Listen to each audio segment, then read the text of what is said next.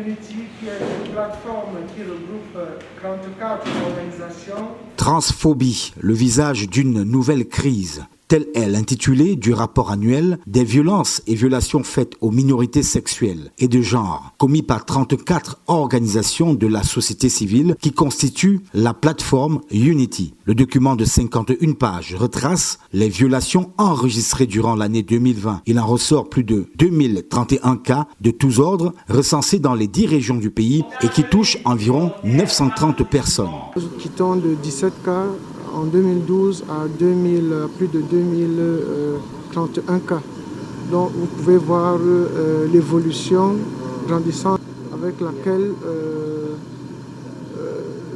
tous ces différents cas ont pu naturellement migrer. Selon les résultats de cette recherche, il apparaît également que les insultes constituent 54,67% de violences, 41,33% sont des menaces les plus dénoncées. Une situation qui ne conforte pas certaines parties prenantes et certains partenaires techniques tels que le Canada. On ne croit pas qu'il devrait y avoir des violences contre des membres des communautés minoritaires. Et donc, c'est décevant un peu de voir l'augmentation des cas. Les violences observées dans les familles, les hôpitaux, les milieux du travail interpellent les défenseurs des droits humains qui ont dressé dans ce rapport les différentes embûches. Au niveau même des survivants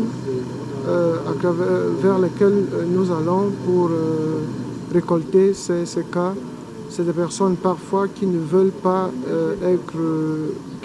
qu'on documente leur cas et de peur que leur identité soit dévoilée ou connue.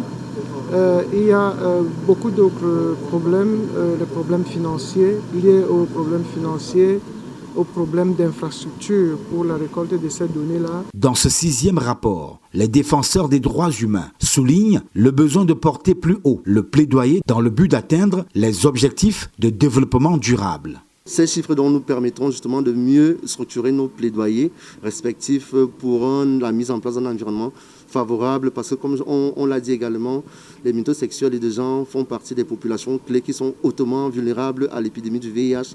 Donc aujourd'hui, si on veut efficacement réduire la prévalence au VIH, on ne peut pas faire fi des violences que subissent les minorités sexuelles et de genre. Donc il faut que tout cela aille de pair.